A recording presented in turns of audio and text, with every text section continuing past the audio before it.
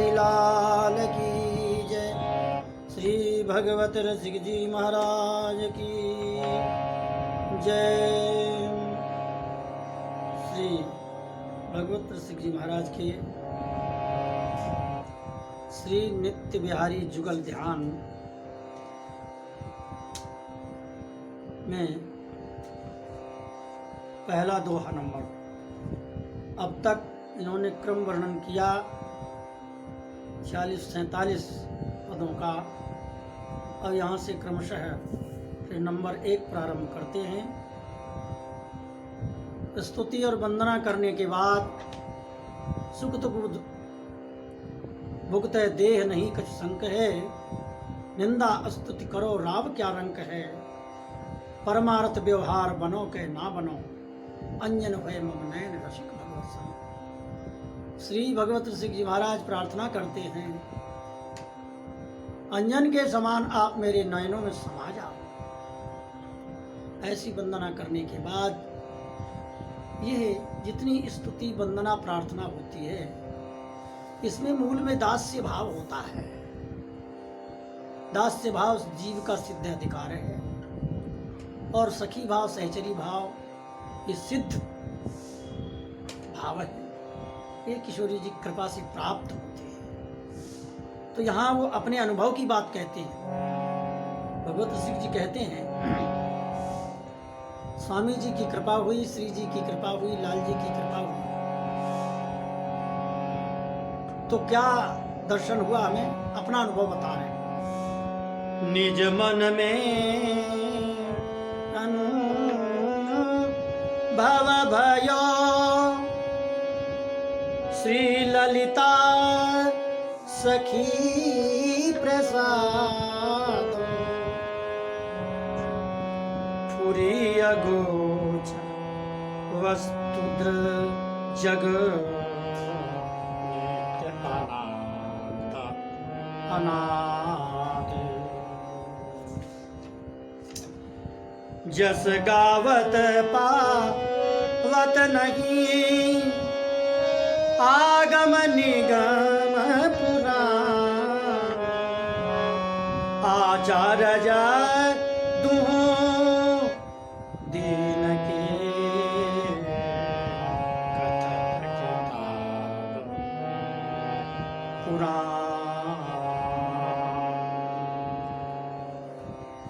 कहते हैं, निज मन में अनुभव भयो।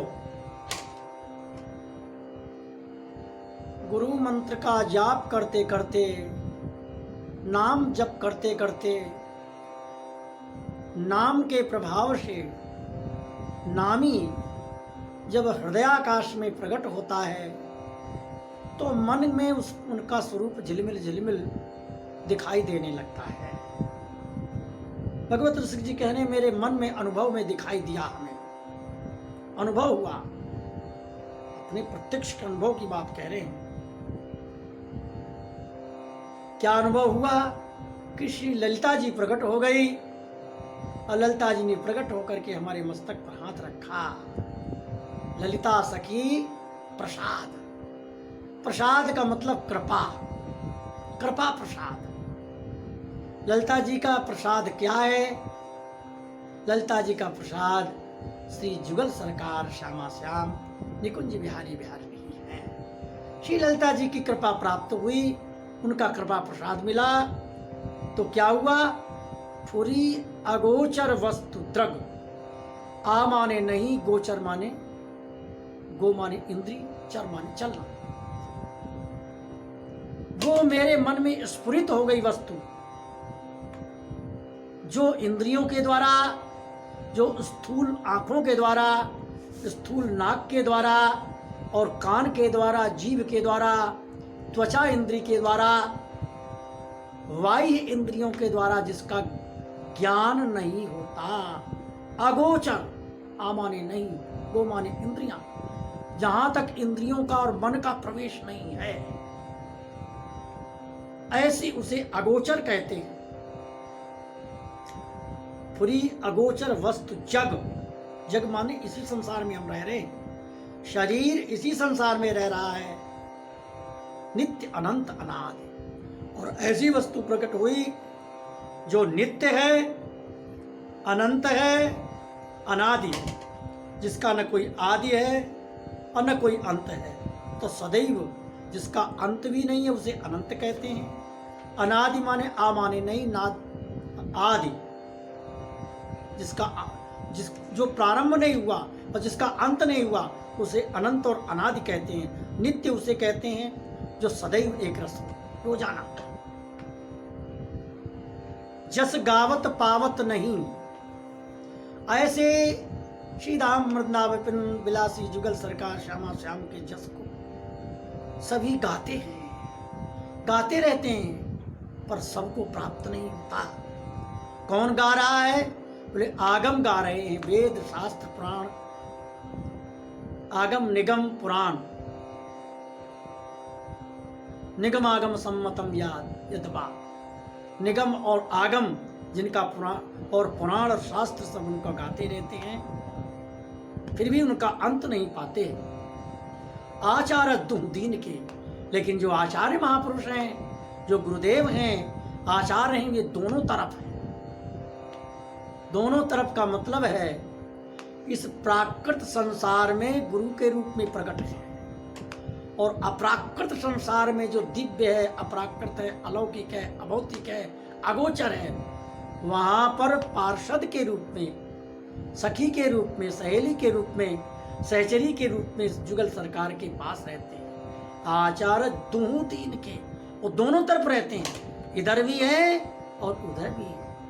श्री गुरुदेव का, आचार्यों का ध्यान करना, वो इधर भी है और उधर भी है। इधर आचार्य रूप में है, उधर सहचरी स्वरूप में है। कथत किताब और कुरान, किताब माने वाणियां, जितने भी महापुरुषों की वाणियां हैं, किताब हैं, चाहे वो कुरान हो या पुराण हो, कहीं भी हो, सब में उन्हीं का जस वर्णन कर रहे हैं। नहीं निर्गुण सरगुण नहीं। श्री भगवत रसिक जी कहते हैं उनको किसी एक सीमा में नहीं बांधा जा सकता। यदि कहा जाए कि वो निर्गुण ही है तो ऐसा भी नहीं है। सरगुण नहीं, बोलो सरगुण ही, वो सगुण नहीं है, वो तो निर्गुण ही है, सरगुण नहीं है।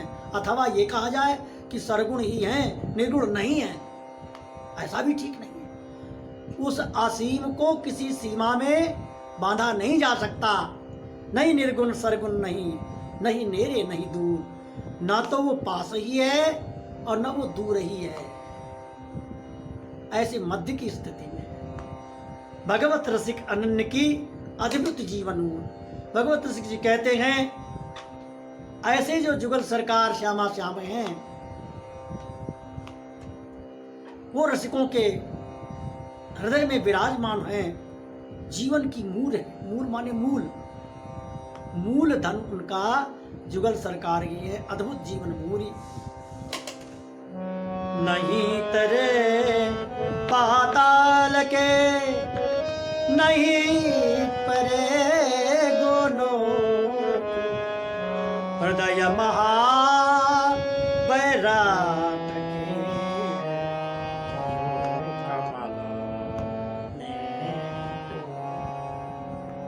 इस वृंदावन की चर्चा करने में कहते हैं कि ये जो वृंदावन धाम है, ये जुगल सरकार सीधाम वृंदावन में।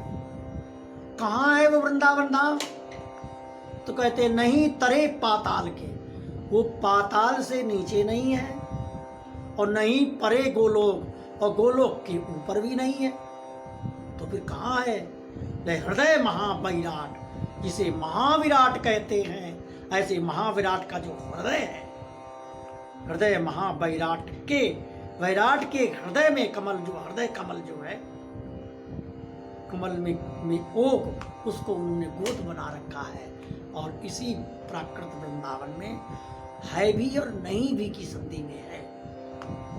हरिराम व्यास जी तो यहाँ तक कहते हैं, वृंदावन की शोभा देके मेरे नैन सिरात, कुंज निकुंज पुंज सुख बरसत, हर सत सबको गात।